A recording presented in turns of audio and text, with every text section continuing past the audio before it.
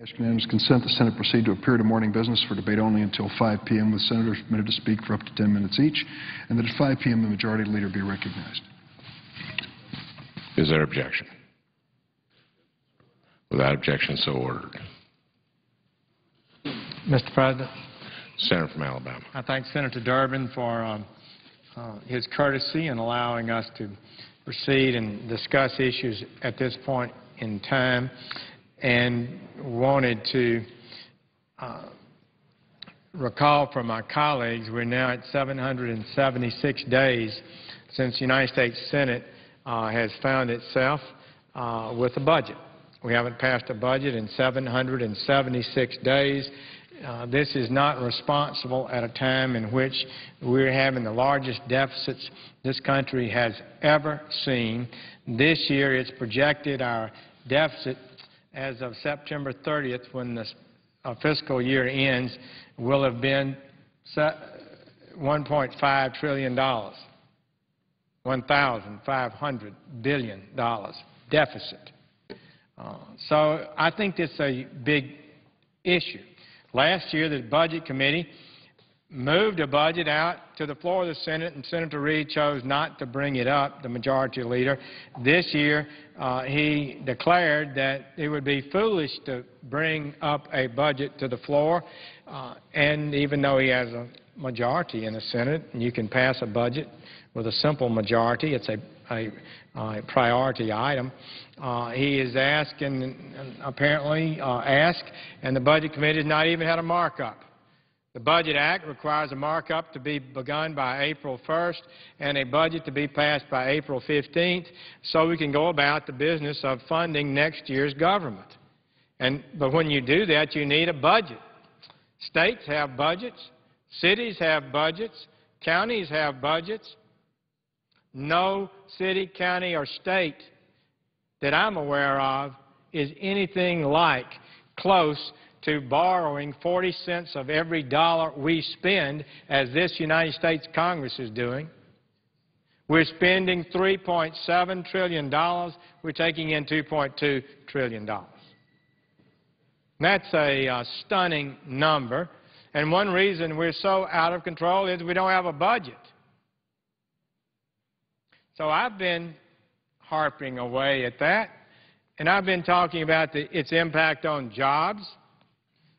The Rogoff-Reinhardt study makes it clear from nations around the world that they've studied that when your debt reaches 90% of the economy, the entire economy of the country, equal to that much debt, that your growth drops on average 1%. Really, it's above that in median numbers, I believe. But at any rate, 1%. So we had 1.8% growth the first quarter. Could we have had 2.8%? We're talking about more than 30% reduction in our growth. And 1% in growth in our economy equals to the creation of 1 million jobs. So that's the kind of things I've been talking about and going into some detail, and have been unhappy and disappointed that my majority leader would have the gall to attack the House members. Let's see, I think I have a chart here. We don't want to forget this number. It's a pretty big number. I'd planned to have that here, and my fabulous staff will give it to me. And it's 776. That's how long it's been since we've had a budget. So I've complained about that. And I felt like my good friend, Senator Reid, he's got the toughest job in Washington. Being a majority leader in the Senate, I don't know how you do it, but you have to lead. As my wife says to me, don't blame me, you asked for the job. Well, he asked for the job, to be a leader. And he announced that it was foolish for us to have a budget just a few weeks ago. So when will we ever have one, presumably? And so just today, earlier this morning, I guess he got a little tired of my harping, and he said that I heard, quote, I heard our friend, the ranking member on the Budget Committee, that's me, come here and talk for hours, and he keeps talking about things that really have no bearing on what I think is important to the country today. And that is, we know that the Republicans have put forward a budget that destroys Medicare. Well, the Republicans didn't destroy Medicare. Give me a break. And that's not the only problem we've got facing the country. Medicare is going broke, and we need to do something about it to save it. That is true. But there are big issues here, and one of them is the surging debt that Erskine Bowles, appointed by President Obama to head the Fiscal Commission, testified before the Budget Committee just a few weeks ago and said we are facing the most predictable economic crisis in our nation's history. This has the potential to put us into another double-dip recession. The economy is not doing well. The things I've been talking about do have bearing on the future of our country, and I'm disappointed my good friend, the Democratic leader, doesn't agree. Housing prices continue to drop. They're expected to go down another 5 or 6% this year. We thought we'd hit the bottom on housing. Gasoline is still close to $4 a gallon. Unemployment just went up. We had a most meager increase in 54,000 jobs last month. You need to have about 200,000 to actually reduce unemployment. As a result, unemployment went up. It's the lowest and worst job numbers we've had in some time. So the debt, the economy, gasoline prices, jobs, those are matters that have no bearing on what is important to our country. I think they have a bearing on what's important. What does the American the majority leader believe? What does he think we should be doing? This bill that we've been fiddling with for weeks that have no monumental, significant ability to alter the debt trajectory that's taking us on a most predictable course to fiscal disaster.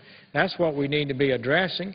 It's the most important issue facing our country. Of that, I have no doubt.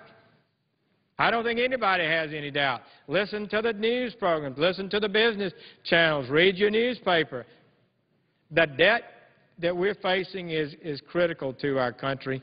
The instability of our entitlement programs like Medicare are issues that we've got to talk about. We can't deny that. And so we have opposition here to doing things that make sense, like producing more oil and gas. So we have a permitorium, a blocking of permits on drilling for oil and gas off our shore, presumably so we can buy more oil and gas produced offshore in Brazil or Nigeria or Venezuela, but not off our shores, transferring our wealth abroad that could be creating jobs and tax revenue for the United States government. But what about this Medicare problem? Let me just talk about it, because it's one of the difficulties we've got to deal with, certainly not the only one. The biggest problem we have is discretionary spending that's out of control. Not Medicare right now, not Social Security right now. In the last 2 years under President Obama, non-defense discretionary spending, not Social Security, not Medicare, went up 24%. At a time when the deficits have been $1.2 trillion, $1.3 trillion, this year $1.5 perhaps. We've never had deficits that large, and the problem is it's systemic, and we've never had this kind of challenge. And I know there was a big fight in the mid-'90s, and the government was shut down, and Newt Gingrich and his team fought, and they said they wanted to balance the budget, and they balanced the budget. And country didn't sink into the ocean as that little shutdown occurred, but they balanced the budget. But now we're in a much deeper hole. I'm telling you. I've looked at the numbers. I'm the ranking member of the Budget Committee. It's not easy for us to get out of this fix. Not easy at all. It's going to take some real effort and leadership. And the President submits a budget that came before the Congress and was voted 97-0 down. Not a single member voted for his budget that would have doubled the debt over the next 10 years. Made it worse than the baseline we were already on, which was utterly unsustainable. So is Medicare something that absolutely cannot be discussed because it's going into default? Let me say to you what some of our Democratic leaders have said about Medicare. Steny Hoyer, he's the House whip, one of the top leaders in the House, Democratic leader in the House. He said this: "Do I believe that there are other things we can do related to Medicare? The answer is I do. I'm not going to get into articulating each one, but my expectation is they will be under discussion by the Biden group." So they have a little secret group down there meeting in the White House with some Republicans and Democrats, and we're supposed to all relax now because they're going to solve our problems and put it on a silver platter for us, and we're just going to vote for it and be good for the country. Well, I'm a little dubious about it, but I'm anxious to hear what they're going to produce. The longer they wait, the more critical our situation is. What about the House Minority Leader, former Speaker, Nancy Pelosi? She was on Larry Kudlow's CNBC Business Channel. Mr. Kudlow is a very articulate moderator, and he asked this question: is Medicare on the table or entitlements on the table? He said to former Speaker Pelosi, answer: yes, I think Medicare is on the table. What about President Obama in his health care summit on February 25th of last year? Almost all of the long-term deficit and debt that we face relates to the exploding cost of Medicare and Medicaid. Close quote. That's his direct quote, the President of the United States. Goes on, quote, almost all of it. That is the single biggest driver of our federal debt, and if we don't get control over that, we can't get control of our federal budget, close quote. What about former President Bill Clinton? I guess maybe the spiritual head of the Democratic Party, one of the most respected Democrats. Quote, I'm afraid that the Democrats will draw the conclusion that we shouldn't do anything. I completely disagree with that. The Democrats may have to give up some short-term political gain by whipping up fear. If it's a reasonable Social Security program, if it's a reasonable Medicare proposal, you cannot have health care devour our economy, close quote. Well, that's the truth. Of course we've got to talk about it because it's on an unsustainable path. And let me talk a little bit more about that because Congressman Ryan and I wrote a letter to the President today asking him to do his duty with regard to Medicare on a matter that just came up. So on May 13th, the Medicare trustees issued their annual report on the financial status of the Medicare program. Medicare is a trust fund. They have trustees that are committed to preserving the program, trying to make sure they can pay the recipients what they've been promised in the years to come, and to make sure the money is well handled. Okay? They do annual reports on this massive program. The Medicare Hospital Trust Fund, that's the HI, the Medicare Hospital Trust Fund, ran an annual cash flow deficit of $32.3 billion last year in 2010 and will continue to run deficits throughout the decade. That's what the trustees say about Medicare. They went on to say this: the Medicare Trust Fund will become insolvent in 2024, 5 years earlier than last year's date of exhaustion. Can you imagine that? They redid the numbers and have concluded that it's going to be in default, become insolvent 5 years sooner than they were predicting just last year. They went on to say, if current law remains unchanged, Medicare's unfunded obligation is $24.4 trillion over the next 75 years. In other words, to put this on a sound basis, investing today, you'd need $24.4 trillion. Like last year, the nonpartisan chief actuary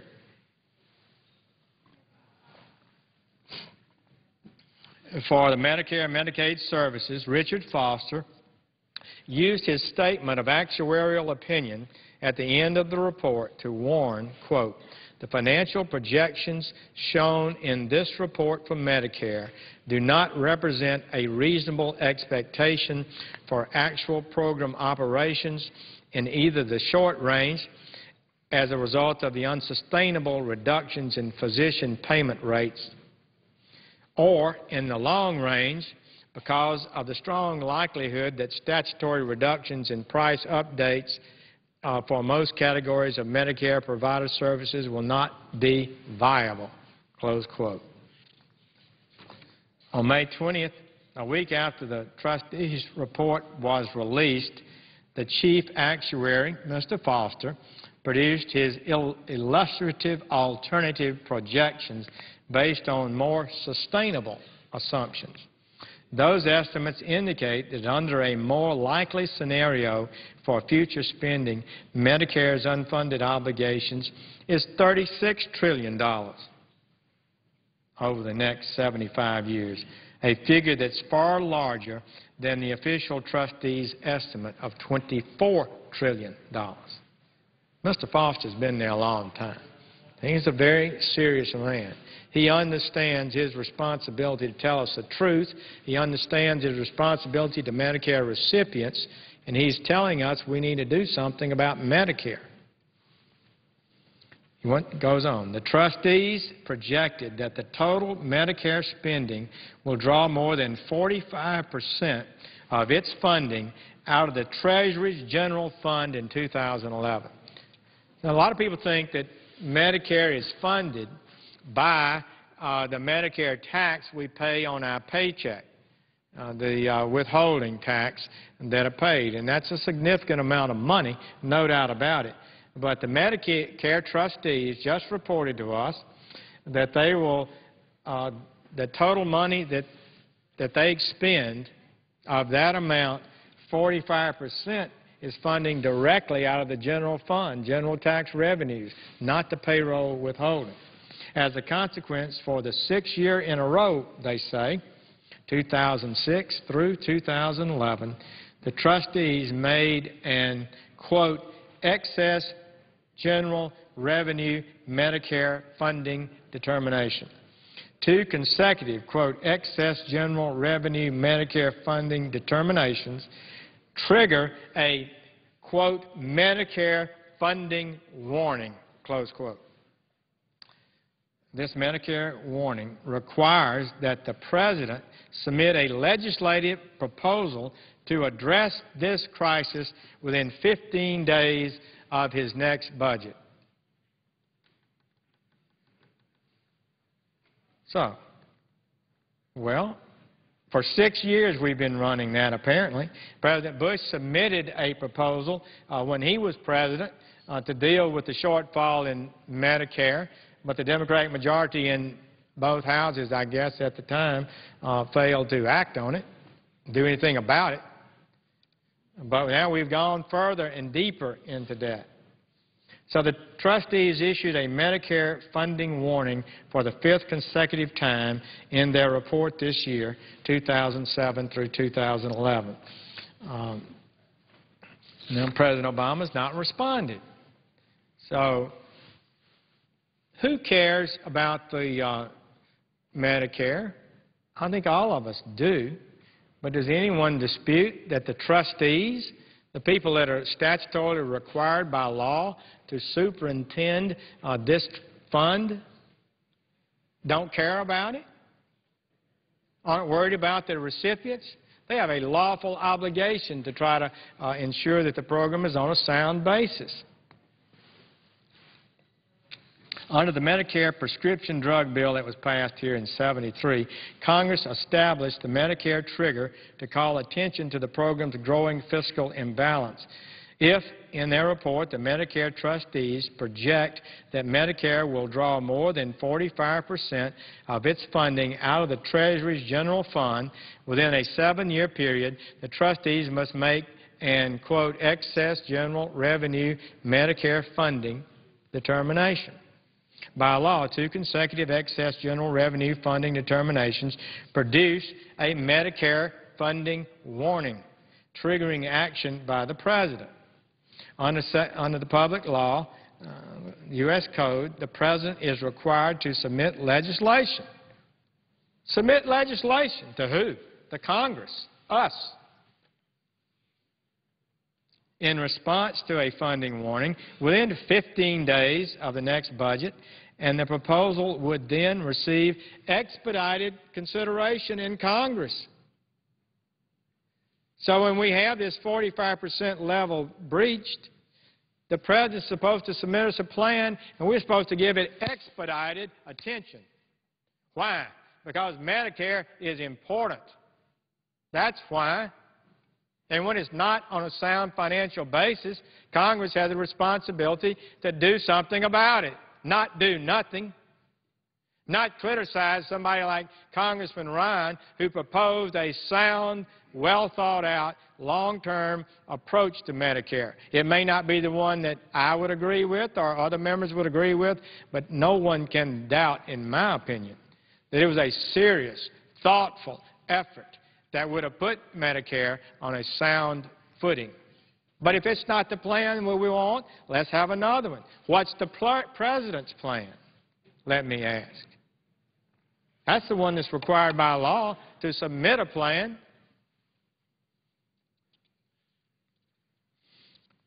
While Medicare funding warning has been issued each year since he has taken office, President Obama has failed to submit a single proposal to Congress in response to the warnings.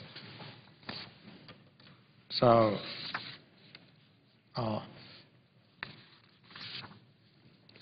I joined today with Congressman Paul Ryan, young chairman of the House Budget Committee. Nobody's worked harder. Nobody's smarter. Nobody loves his country more. Nobody's prepared to stand before the American people, explain what he thinks is best for the country, and be prepared to defend it with facts, with integrity, with responsibility. What a refreshing face and ability he is. I've come to have the greatest admiration for him. And so what happened to Congressman Ryan? He helped write this budget, and part of the budget, after 10 years, he proposed some changes to Medicare that would put it on a sound footing. Well, when we came over to the Senate, where's the Senate budget? The House has produced a budget. It reduces spending in the short run. It had a responsible approach to dealing with some of the long-term entitlement issues that threaten us in the long term. It was a sound program that the congressman had. And I thought, but we could disagree. So we're looking forward to what would happen over here. Well, the majority leader said, well, we think it's foolish to have a budget. We're not having a budget. Don't let the Budget Committee commence its hearings. We haven't even begun a markup in Budget Committee. We don't have a budget. So we're having secret talks. A committee, you have to stand up before the world, offer amendments, debate the issues, express your views. You can't hide. It's on the record. They take down your words. You can meet in the White House and you can just talk over there and talk. So I don't know what's going to happen out of that. I'm nervous about it, frankly. I'd rather us to do it by the regular order. Maybe something good will come out of it. I'm not going to prejudge it. If it's good, I'm going to celebrate. If it's not good, I'm going to oppose it. So we wrote the President today, and we called on him to show some leadership. We noted that the trustees have projected that revenues would be more than 45% for the sixth consecutive year. They've issued a funding warning that requires within the President to submit a legislative proposal, not just, he knew this was coming. Everybody, the numbers have been there for several years. They knew it was coming. He's supposed to submit a legislative proposal to get Medicare on the right track. You're going to raise taxes, you're going to cut benefits, you're going to ration care, or you're going to create a more competitive system that does the job with a little less money? What are you going to do? What's your plan? So,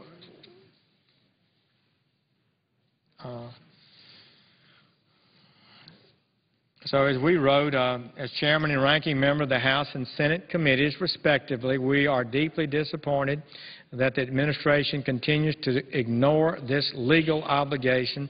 In 2008, the previous administration submitted a proposal to Congress that took steps to address Medicare's fiscal imbalance.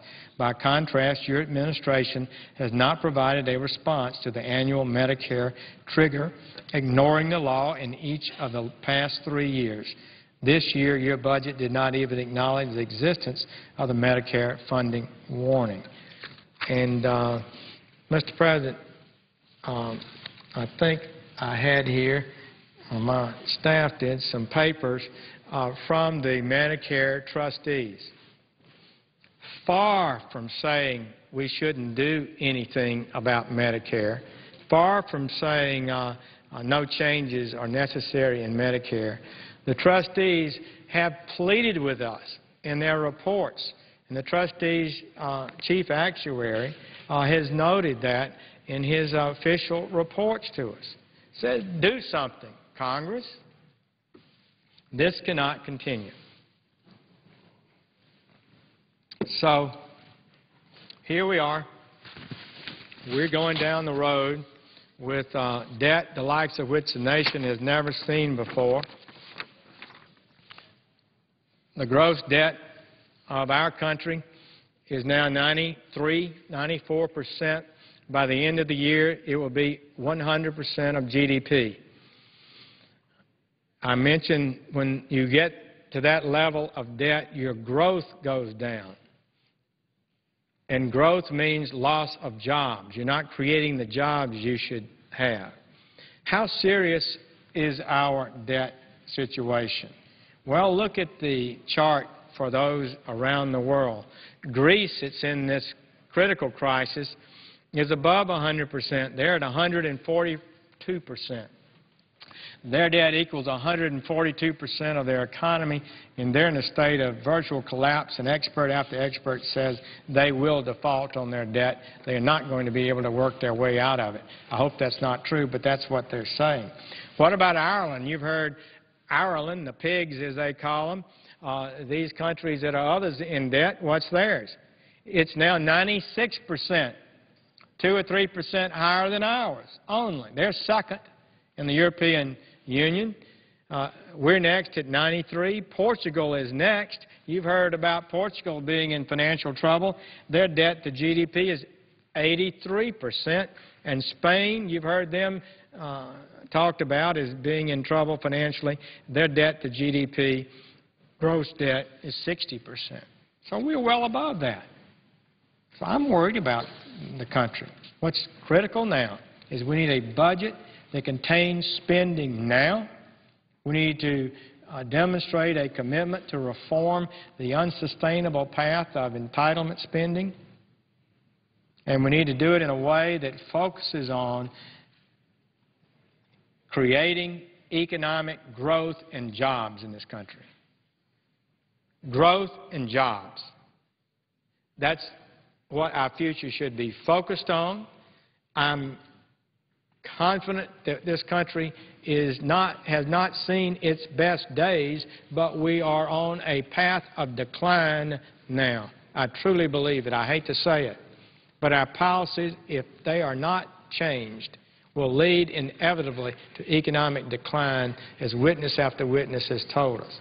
So how do we get out of it?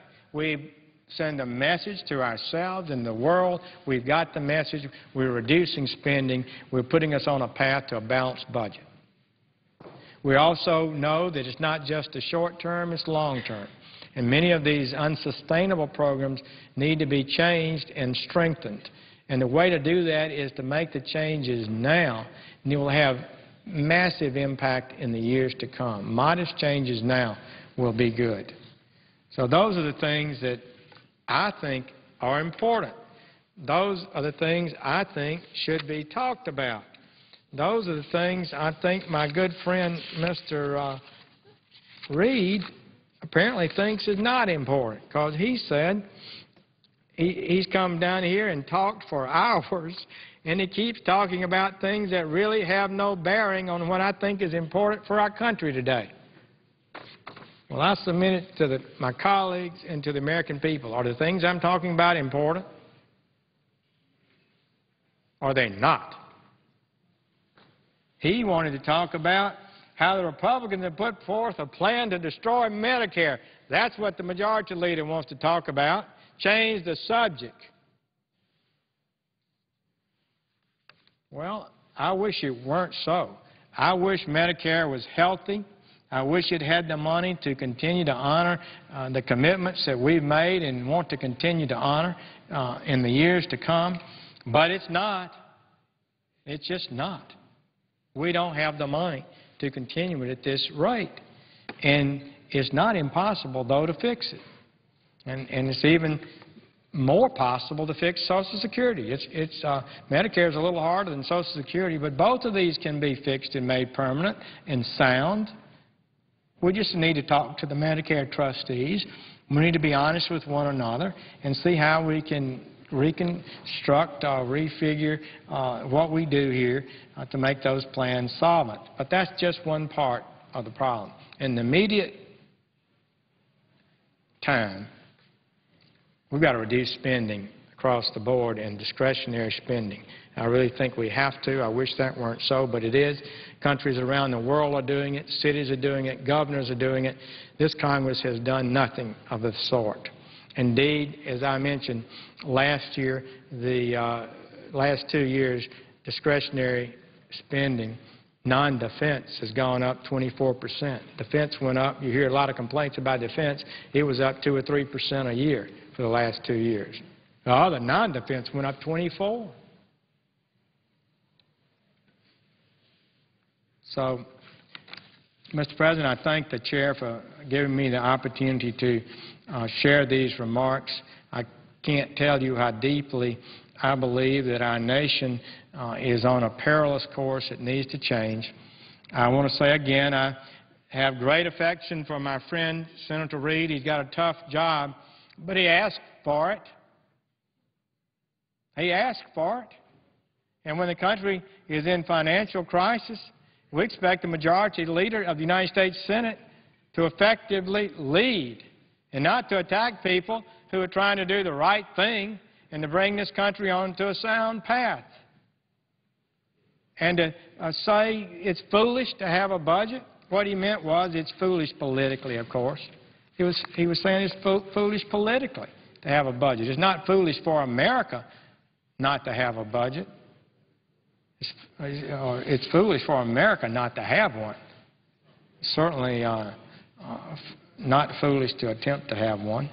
And I just feel like that we in this Congress haven't quite assimilated the severity of the situation in which we find ourselves. We remain in denial about how seriously we are being impacted and what substantial changes are going to be necessary. We're going to have to do like the Brits, who are turning their country around. We might have to do like they did in Estonia. Talk to the Estonian people. The cabinet members took a 40% pay cut. I don't know what that would happen around here if we talked about taking a 40% pay cut. But their debt to GDP is 7%, not 94%. And they intend to keep it that way. And their growth is coming back already. They were telling us they had a 6% growth. Our growth was 1.8% the first quarter. Coming out of a recession, it should be higher. So we do the right things. We get this country on the right path. We reduce our spending. We watch every dollar we spend. We make our country more productive. We eliminate unnecessary regulations. We focus on creating jobs and growth. The natural capabilities, work ethic, integrity, legal system of America will allow us to continue to be the most prosperous nation in the world. I thank the Chair and would yield the floor and note the absence of a quorum. Clerk will call the roll. Mr. Akaka.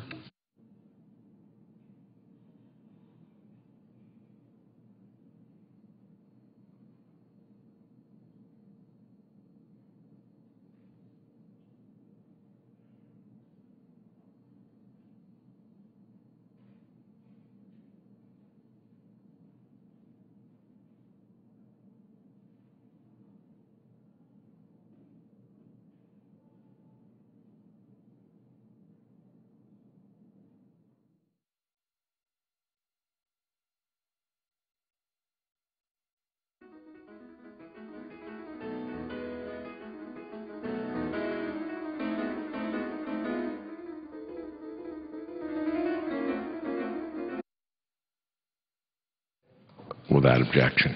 Mr. President, I would offer into the record the letter that Congressman Ryan and I have submitted to the President today to dealing with the Medicare warning and the need for a statutory response to that.